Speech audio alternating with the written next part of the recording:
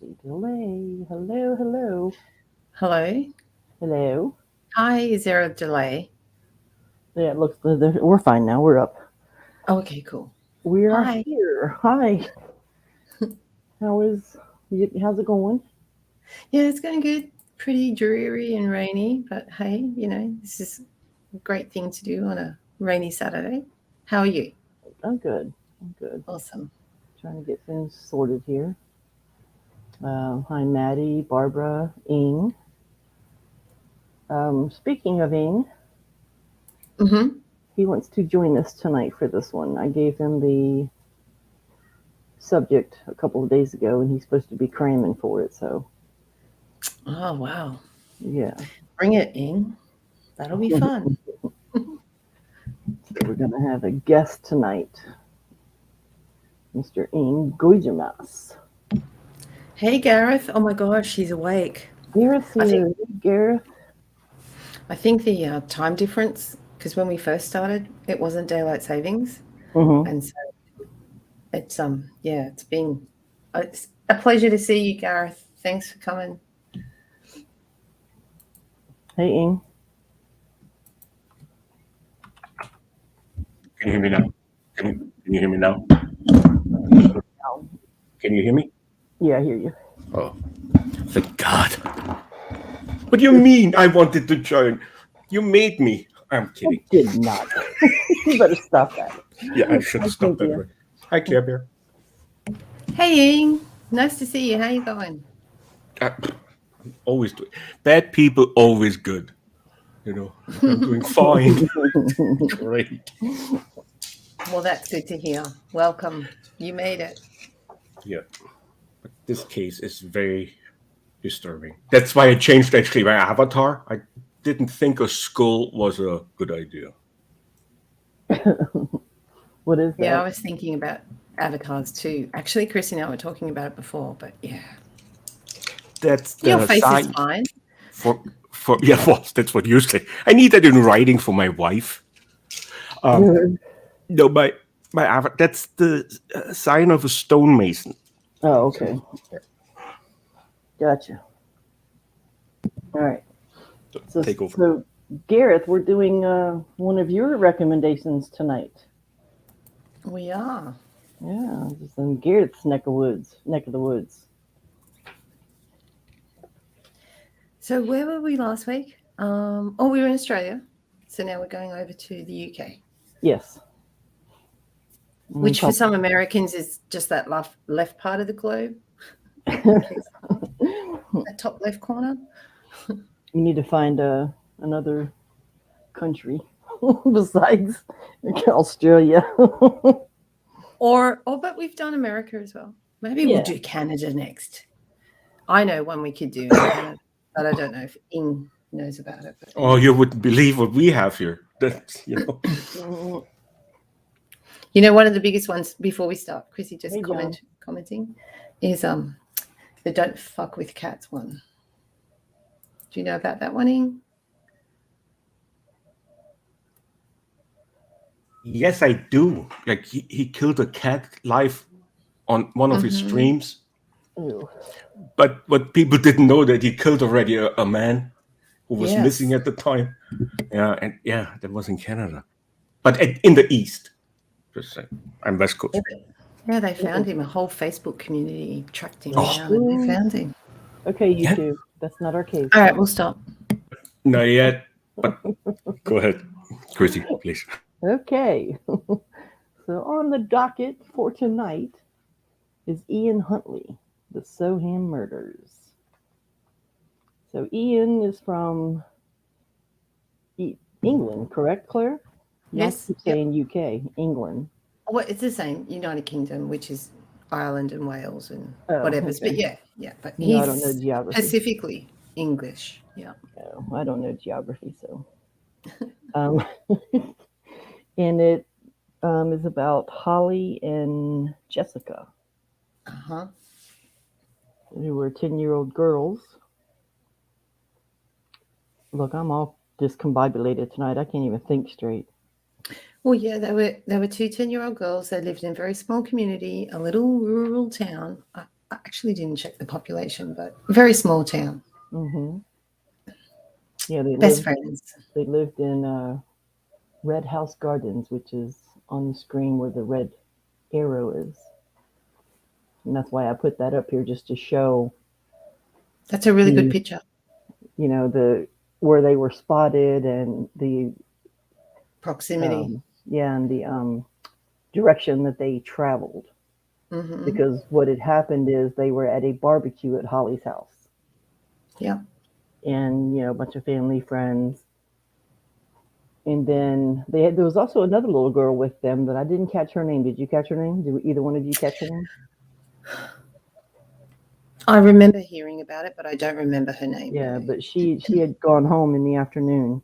She was a lucky one. Yeah, she didn't stay. And then Holly's mother at 5:04 took this picture of Jessica and Holly. Yeah, the two best friends wearing their Manchester United. Is that what that is? That's correct. Man U. Yep. Man United soccer T-shirts. Yep. They had number 7 on the back. Writing David Beckham. Yep. Yep. And shortly after that, the two girls decided they were going to take a walk without telling the adults in the house that they were leaving. They were going to take a walk to the Ross, Piers Sports Center, which is in the green arrow, all the way in the top left. That's quite a distance from their home. Yeah, when you look at it, it is. But, I mean, I know they must have felt safe, and they're a little bit naughty that they didn't tell anybody. But going to get candy from a vending machine. Right. Yeah, that's what the plan was. And then they made it there to the sports center, the Ross Piers, but they never made it home. No. The horrible part of all this. And it was a warm, was it August? I think? Yeah, August the 4th. Yeah, so it was a warm, for England, it was warm. Although when you see some of the footage, everyone's wearing jackets. I'm like, it's not warm. But anyways, just perspective. But yeah, they just went, because I think it was Holly or Jessica, one of them had come back from holidays. And so it was their little catch-up thing. And, you know, it makes me think, I don't know, we're not talking about the case specifically right now, but if that third girl had stayed with them, maybe things might have been different. Or there would be 3 instead of just 2. Well, well, which is worse. I'm trying to think of the positive. But you're right. Yeah, apparently, I guess they left Holly's house around 6:15 is what they're given the estimate for, because at 6:30, someone in the neighborhood spotted them going across Sand Street, which I showed you in the map here. I'll show it again. Sand Street is the long stretch there. When they crossed over Sand Street, somebody saw them around 6:30. So they're guesstimating that they left their house at 6:15. So, but they made it to the station, because I got, I think it's this one. Yeah. On CCTV footage, they're saying that that's them two there in the circle from in front of the center, the sports center. I can't see how they thought that was them, but because I don't see red shirts or anything, but maybe because I agree. blurry. I don't know. I watch a lot of CCTV footage. I'm like, okay, well, maybe they didn't expect anyone else. Well, this also was 2002, so who knows what they had going technology. on. Technology. Yeah. So I don't think I've missed anything yet. No, so they got them. It's a relatively safe area on the whole. Okay.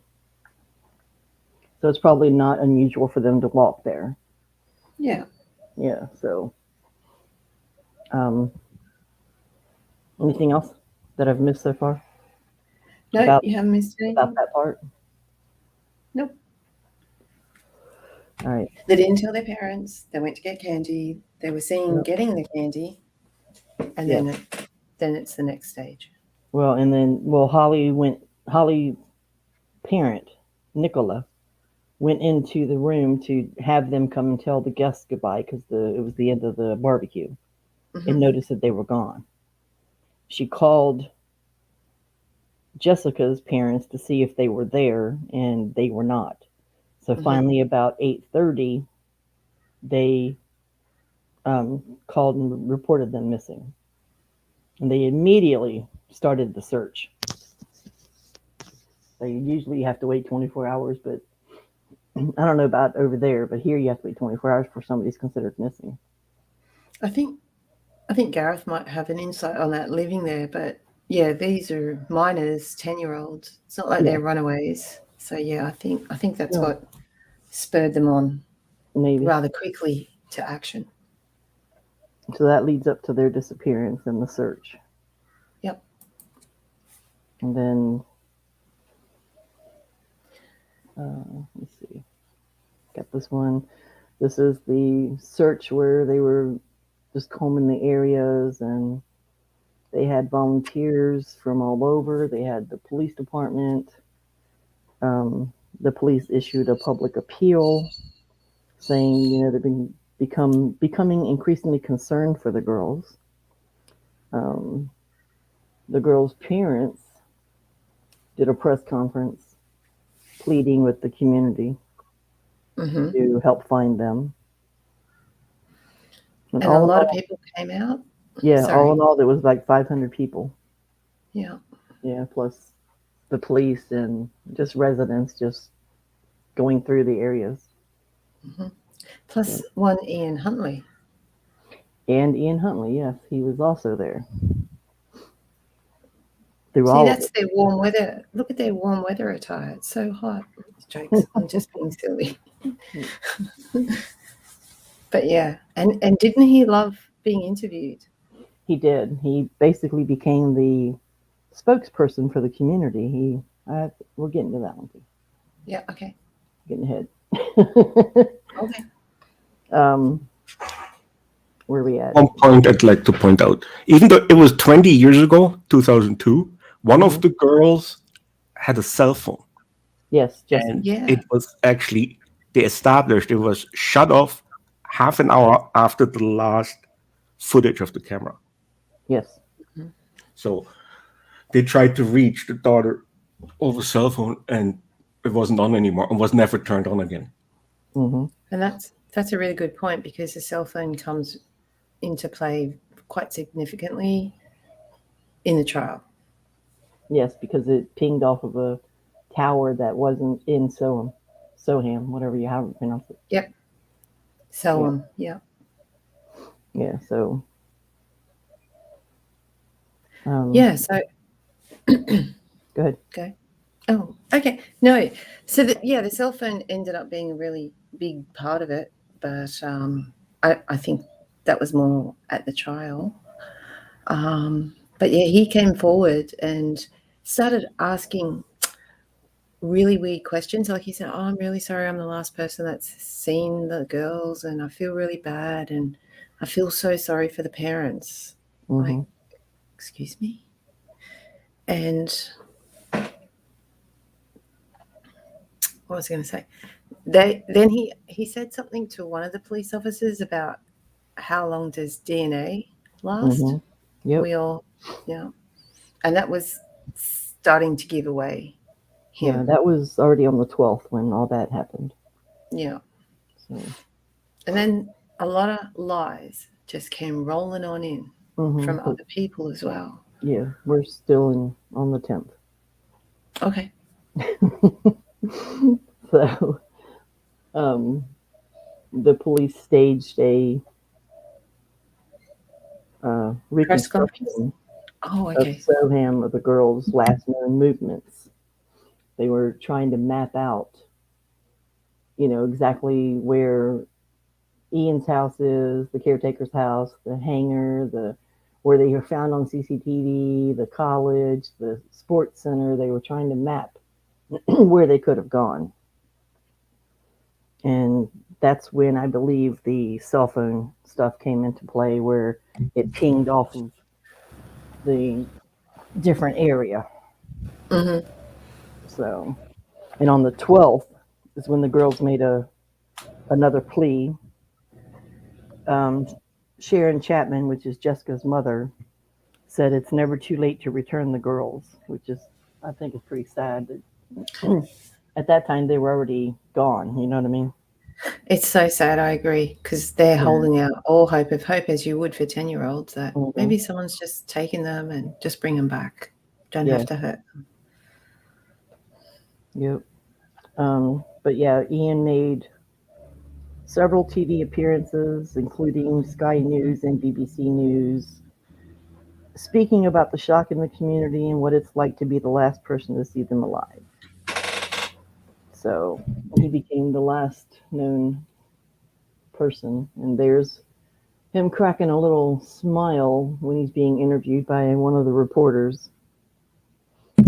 And in one of the interviews, Maxine Carr was actually by his side, and she Yeah. was referring to the girls in the past tense, and that really struck a chord with Pique their the interest. police. Yeah. Yeah, and that made them even look harder into Huntley and Carr.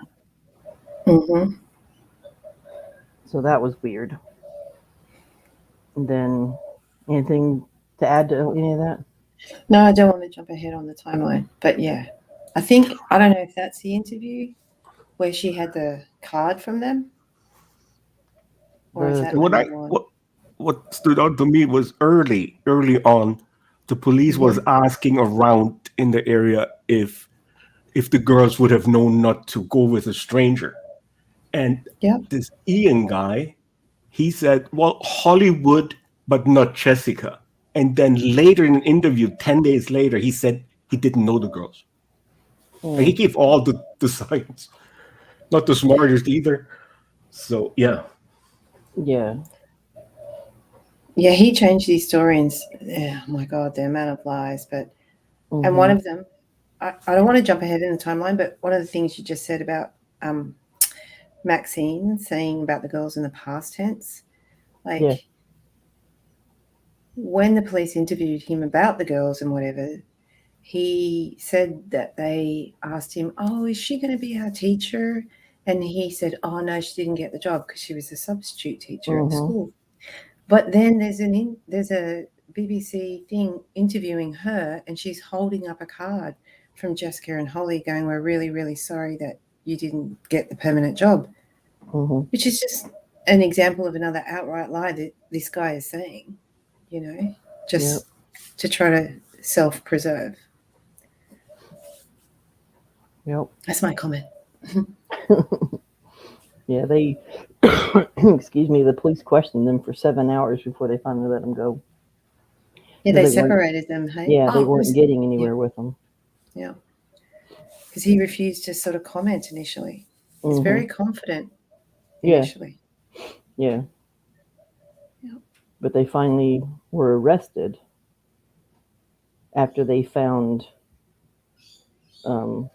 stuff in the hangar at the college, which is the shirt burnt in the barrel.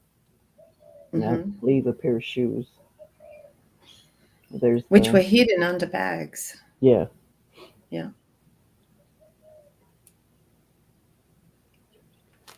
So he's tried so hard to sort of cover up his tracks, and again, I don't want to jump ahead, but he did other things. Look at that. Yeah. With his car and everything. But after they found all these clothes and everything is when they were arrested, and then Huntley refused to answer any of the questions. He was singing like a bird, lying his butt off through the whole thing and up until that point. Yeah. And that's also when Carr confessed that she had given him the false alibi, saying that he told her that the girls had come into the house as Holly had a nosebleed. He told her that Jessica had sat on the bed as he helped Holly with the nosebleed, and that he needed her to lie for him, as he was worried the history of being accused of rapes would mean that he would be falsely accused again. So that's why she gave him the alibi. And we haven't touched on this, but she wasn't even in the house. No, she wasn't. She was away that weekend at her parents, visiting her mother mom's. and partying And with have you? her friends. And when I first listened to this case years ago, she went into this massive detail when the police interviewed her, and she's on CCTV camera, and she's like, "Yeah, I made a roast dinner. I was in the shower. I was inside." Yeah, and Oh, he's like, "Who cooked all that?" She's like, "I did. I made the meat the day before, so I wouldn't have to do it." Yeah. Right. Mm-hmm. And she knows full well that that's a whole load of crock shit. Yeah. Like, come on. And you're talking about two girls, two 10-year-olds. Yeah. Anyways, I will stop my exacerbation right now. No, but since you said the clever, I watched another video today about Ian and his body language, where you could tell he was lying. This said his girlfriend, who nothing she said was true at all, because she said she was in the house, she was taking a bath. She was 110 clicks away. And her body language was, the police said, "Oh, we believe her. That's going to be true." Of all, she lied the best. Yeah, she lied just as well. So she's a bit of an oddball as well. If you go back into her past, yeah, she was. They said a lot of things about her. Yeah, and I think that two oddballs colliding is a very, very sad outcome. Yeah, I hate Maxine Carr too, Gareth. Yeah, she got away lightly, in my opinion. Sure but we'll get to that. We'll get to that. All right, so 13 days after the girls were reported missing, their bodies were found by a gamekeeper, Keith Pryor, in an irrigation ditch close to a pheasant pen near the RAF Lakenheath in Suffolk. Can I say something? Yes. So the RAF is the Royal Air Force, right? And he, in his previous life, before he lived where he was in Soham, he used to bait women by, I work for the RAF. I find it ironic that he's taking these girls out to somewhere close to that. But anyway, it's just a little link. Okay. It's my comment. It's your comment. But their bodies were already in an advanced state of decomposition, and it appeared that he had tried to burn the bodies. You can see in this picture, like part of the tree and the leaves are black where it was burnt, but that's the ditch where they found the bodies at. It's right there. So, and I think go ahead. It was such a crime scene that, I don't know, again, if I'm jumping ahead, but it was some hair fibers that allowed them to identify the girls. Well, there was a hair found. That's how I don't even know what they call her, but she was the one that led the crime scene search itself, and to map out the path of where he took the girls down to the ditch. She would, like, what are they called? Fentils? Those little plants that are sticky. Oh, yeah, I know what you mean, yeah. She was talking about how if you step on them, the little leaves break off, and it takes so many days for it to start growing, and they'll grow from the stem. And so she was able to say from where they were pressed down how long they had been pressed down, because she could see the regrowth. She could see from the tire marks exactly where he drove his car into the area. She could see from the ditch itself, they found one of the girls' hairs on one of the branches. And they were able to pinpoint that is where the girls were taken. So, yeah, it's like some cases when they can, like, when flies get to a body, and then they can figure out from the larvae how long the body's been there. Yeah. So the forensics were pretty good on it. Yeah, they really were. I like listening to how they talked about exactly how they pinpointed the area and things like that, but it was pretty interesting. So, anything to add to that, Ian? You good? No, yeah, Okay. sounds good to me. All right. On the 18th, which is a Sunday, the community filled St. Andrew's Church for a special service. They wanted for confirmation that the search for the missing girls is over. Look at the outside of this. They have flowers and gifts all over the lawn of this church. It's amazing how this community came together during this. Yeah, it's sad. It reminds me a little bit of Princess Diana, but on a different scale. But yeah. I'm not even going to pay attention to the chat because I'm just going to lose my cool. All right, let's all right, he was charged with the murders of Holly and Jessica. Mm-hmm. Just look at him and wrapped up in a blanket or something, or towel, looks like, in a wheelchair. I didn't understand that.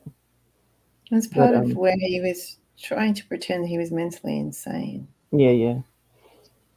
So, but during the trial, he claimed the deaths were accident, saying that they had died in his house as the girls entered his bathroom to stop Holly's nosebleed, and he slipped and knocked Holly into the bathtub full of water from cleaning his dog.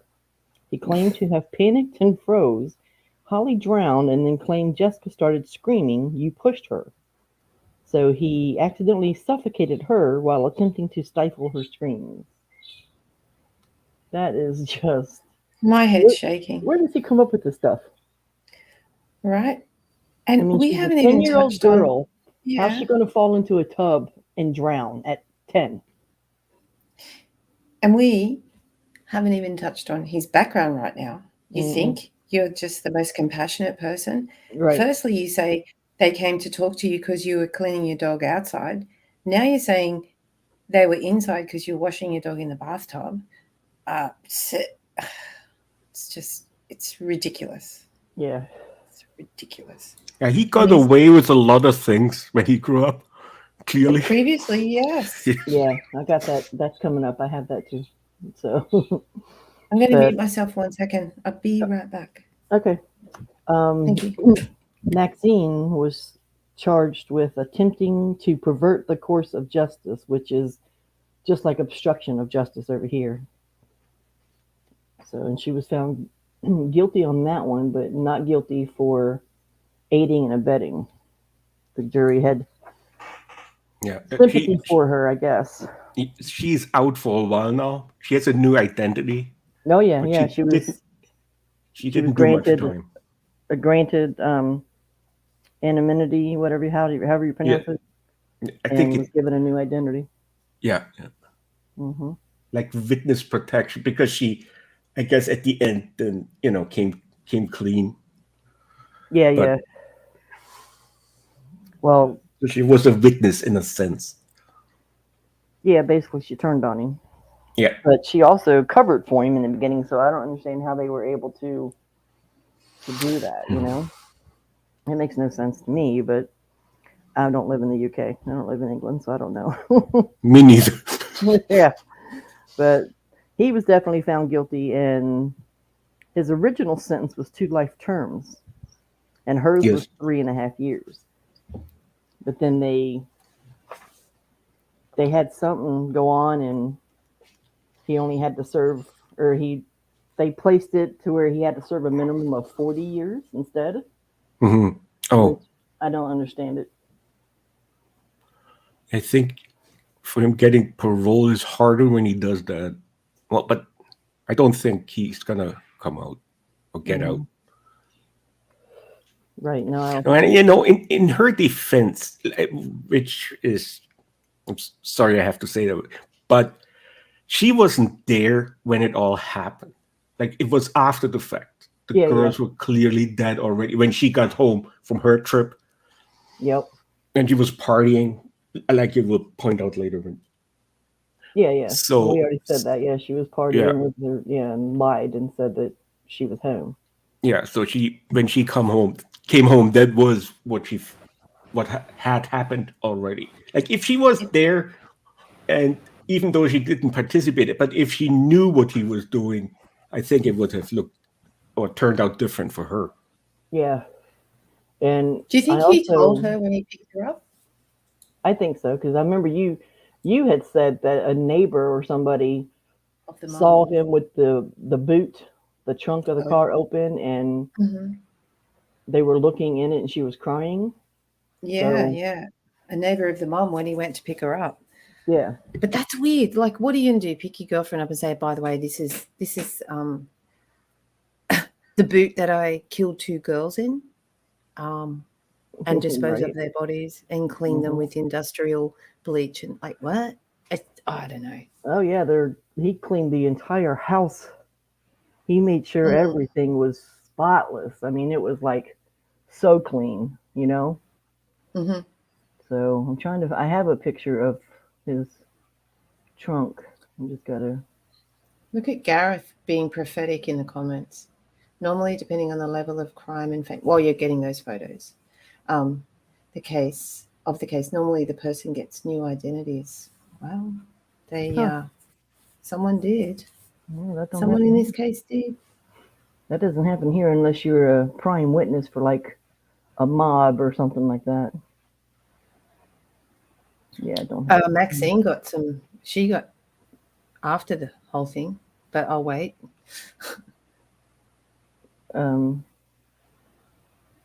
What do you mean? She got a new identity. We already talked about that while you were gone. Oh, sorry, I missed that. Yeah, she got a new identity. I just can't believe, like, how could she just plead dumb? Like, how? Oh, it's just, trying to protect him because of his previous record. I don't know if you guys touched on that yet. No, but yes. Oh, we didn't talk about the previous records yet. We talked about everything when you were gone. We were talking so fast, Claire.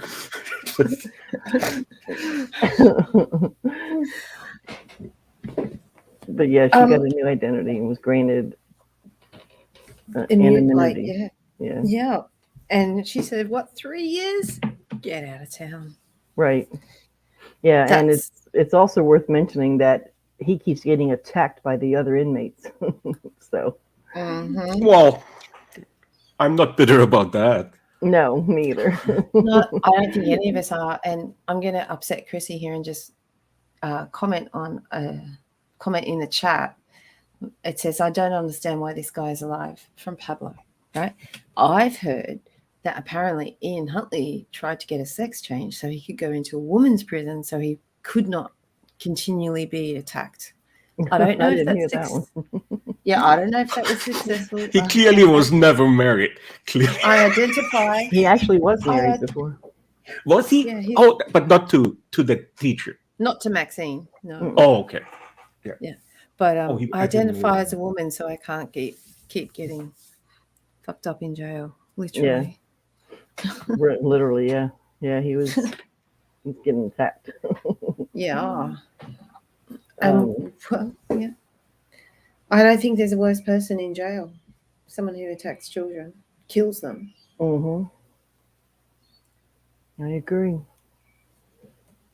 Yeah, so when the forensic lady was talking, she was talking about how they got fibers out of the trunk. They got fibers off the scissors that were in the trunk from the jerseys the girls had on. Oh, yeah, in the trial, they went to town on that. Did you see? All these fibers and connections and fingerprints and everything. Yeah. Yeah, there was no way he was getting out of that one, so at all. They had him dead to right. But in researching this, one of the funniest things that I saw, and I suppose we watch a lot of true crime, is like they don't broadcast it in the UK inside the courts. Oh no, inside the courts they don't. Nope. No. And so I'm watching this woman with her hand drawing. So like, this is like 1952. Right. Yeah, she's drawing everything. She's and her perspective and everything, but yeah, it was just really, really weird. Just to see how the English do it. Sorry, Gareth. No disrespect, but And the drawings are quite jarring to look at, like when you don't have video evidence to watch. So it's just something I thought on the side. Yeah, I didn't care for that at all. I was like, man, I want to see pictures, not drawings. Yeah, it's like she's retained by the Crown, so she's got a job. What do you do? Oh, I draw pictures because we won't let videos in. Anyway, but I found a picture of her holding up the letter you were talking about, the card. So, of Maxine? Yeah. From the girls? Yeah. Yeah, that's the card that she was holding up. So. Yeah. And she knew full well when she did this, these girls were dead. Oh, yeah. Yes. Yep. Absolutely. But that's only 3 years. What? So we reward stupidity? I don't get it. That's what I just said. I don't get it. But after he was sentenced, they finally released to the public that he had previously been charged with burglary, had sexual relationships with girls ages 13 and 15, and had been arrested on suspicion of rape and had numerous sexual assault or rape allegations against him. Yep. And then was hired as a caretaker of a school ground. Because he used his mother's maiden name, Nixon, instead of his last name, Huntley. So even if they had done the background check, which they did not, they would not have seen any of that because he used a different name. Now, if that's not... Go ahead. Sorry, Karen. Go ahead. No, I was just going to say, if that's not a calculated move of a... Hey, Barbara. Of a person who knows he's got form, right? When he applied for this job, oh, my dad was a caretaker, he speaks for me, and he put his name as Nixon. So there's no way they would have known. And when... Sorry, Chrissy, because I'm just going to go off on a little tangent here. No, go for it. When the police were first investigating this whole case, they went to every registered sex offender in Soham and surrounding counties. But because he wasn't registered, they didn't see him. And because he was employed under his mum's maiden name, he was under the radar. Yep. And there was a huge inquiry about all the failings of this after the convictions or whatever. And this is what I was discussing with Chrissy a little bit. It's like we have working with children checks over here. Like you can't even go near a school unless you've been police checked, and you can't use a fake name. You can't use your mum's name and pretend. It's crazy. I'll stop now. All right. No, but just one thing. Before he started raping minors, he strangled a disobedient puppy to death in front of his friends. I didn't hear that one. Well, I'll send you the link. Oh, and everyone knew. Ooh. Everybody knew. Wow. That was before he became a rapist. So as a teenager? Yep. I sent it to you guys in Discord. Okay. Yeah, he has a daughter too. Get the fuck out of here. Yep, he has a daughter. She wrote to him while in prison after the trial to try to ask him why he did this, and he wouldn't answer her either. He had a girl with, at the time the girl was 15 years old. I'm trying to find her name. It's I don't know. I have to search my notes here. I got 5 pages of notes. But yeah, he has a daughter. Check your DMs in Discord. Okay. Oh, there it is. Had a child with Katie Bryan. What's her name? And she was 15 years old when she had the baby. How old was he at that time? 24? Yeah. No, 22? 24, 22. Is that legal in the UK? Well, probably not, but... No, she's still a minor. Yeah. It's not the age of consent. Yep. But he was also married to someone else, too, so... He wasn't married to Katie Bryan. He was married to someone else. And I think the person he was married to was the one he had this daughter that came forward with. Oh, okay. So, Ian, But, you've earned your place on the panel. You've brought something we both didn't know. right. Oh, sorry. Yeah, that's good. But No, this props is to Ian. the Thank state you. of his house after all of this had gone down. They totally demolished his house. Oh, after the fact, then they demolished everything. Yeah, but they tore the whole house down all the way to the ground. Wow. They just couldn't Yep. bear having it sit there any longer. Well, it's Do you remember dedication. seeing pictures when the police first went there and they stripped it bare? They Yeah, took they did. every. Oh my God, they were. It was like a skeleton anyway. Right. Like just searching for evidence, and they Mhm. stripped that house to the bones, and it should be demolished. Yeah. And I looked up, like I said, and it's a vacant lot right now. Yep. Yeah, Claire looked it up before the show to make sure nobody Yeah. built on it or whatever. So Well, yeah, I was seeing if it was a shrine or whatever, but I imagine that would be too difficult for the parents to have that constantly in their heads. yeah.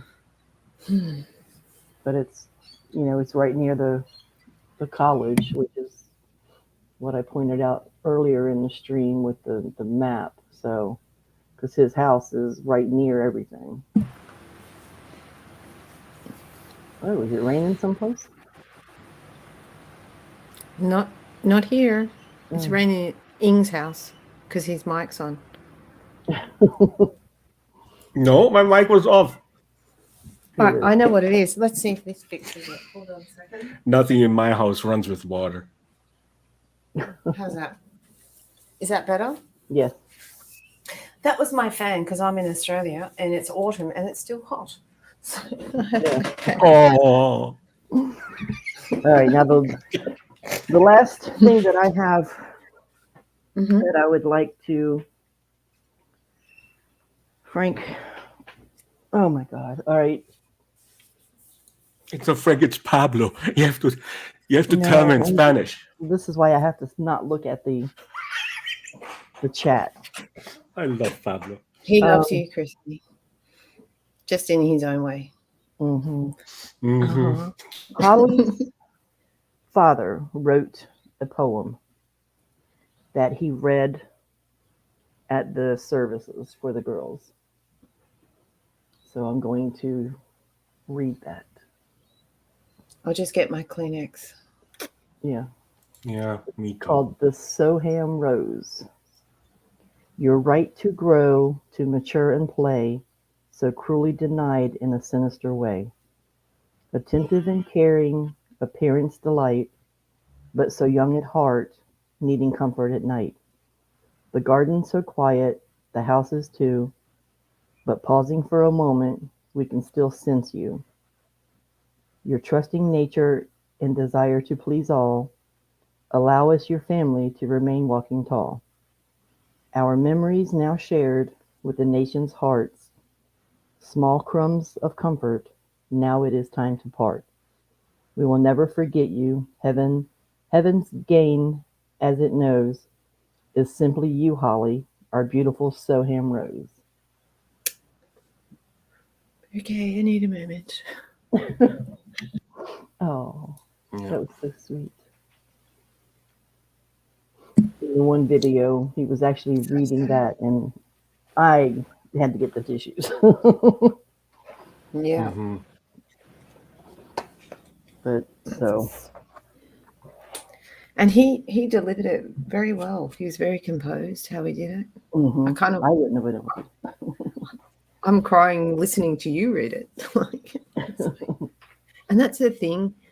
One of the things I was talking about is one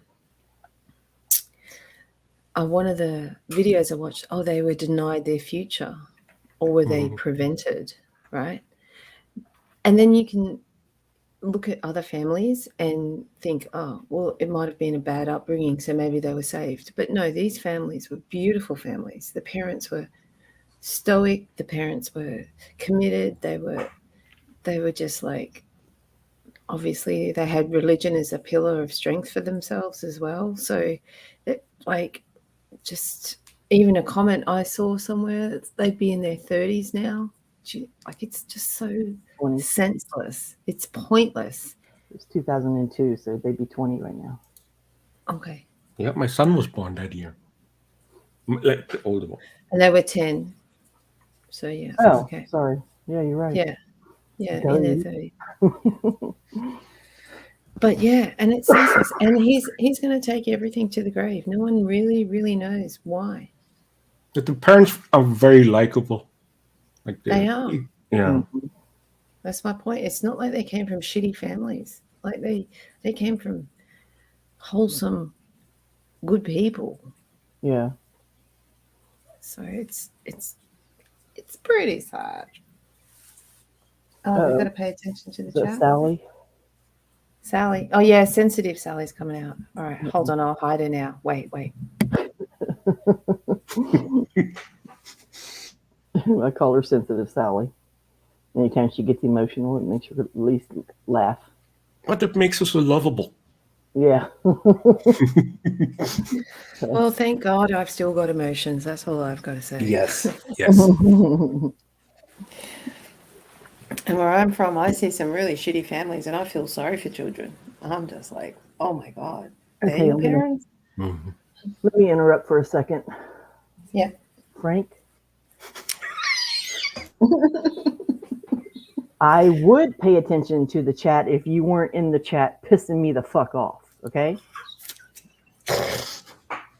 There's a time and a place for your antics, and this is not it. Claire will be down soon from panel, and then you can talk to her. Right. There's Gareth bringing in the love.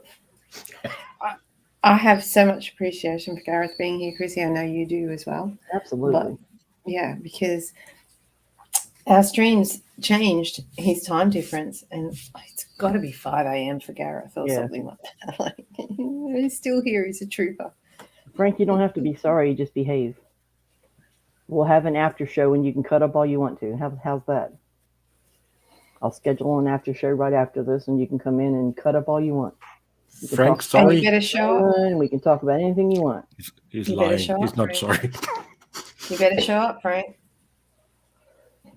So, but does anybody have anything else to add to this story? Well, all I'm going to say is I remember looking at this case many, many years ago. Mm-hmm. Is that my rain you can hear? Holy hell, it's quite loud. Anyway, two things I will say is that one of the biggest things before this got forensically broken down of the stuff that you were saying was that a journalist noticed he changed his back tires because he went, dumped the bodies, knew all the mud and the cement and everything was in his back tires. And a journalist who was doing an interview took a photo, and they proved that he did go and get his tires changed. And I thought, looking at true crime, I thought, that's amazing. Like, that's a really, really interesting thing to note. And the other thing I'll say about this case is the amount that the English legal system, they did a whole they did a whole inquiry just to figure out how they can prevent something like this happening again. And that was massive. And I mean, it dragged on for the parents, but the British constabulary wanted so much not for this to happen again and to prevent it. And they did a whole inquest and everything. It was amazing. And at the time when I first watched this case, I didn't know they had done that. And when I rewatched it recently, I was just like, well, this is good. You got to go back and try to block the holes of the Swiss cheese, because when they all line up, shit happens. And my final point is, I can't believe he's never going to tell anyone what really happened. But do we need to hear it? I don't know. But you just can't believe the lies. Yeah. He definitely had a lot of lies. And Gareth is right. That's another part of the holes, that the police, the jurisdictions of the police didn't talk to each other. They didn't kind of help each other. at the time back then. Oh, isn't that a reason the Zodiac killer was never arrested? Because police departments did not share knowledge, Yeah. with each other. Yeah. I think you're right. Yeah. All right. Well, we're going to end this one and go to an after party so Frank can be Frank. Frank can have a voice as opposed to words. Yes. Frank you is better here. be here. Shout out to Frank. Yeah. Police never shared evidence with each other at all. In this case, would have been on the radar. So much faster now. Yep, you're right, Gareth. It's our And it's sad that it takes the killing of 2 innocent children for that to be figured out. But hey, things move forward. Right. Thanks everybody for being here. Claire's already Thanks for scheduled. having Just us. go to the StreamYard and Ing, I'll put the link in the chat. And we'll see you guys. Thank you so much, Ing, for coming up with us this week. Thank you for having me.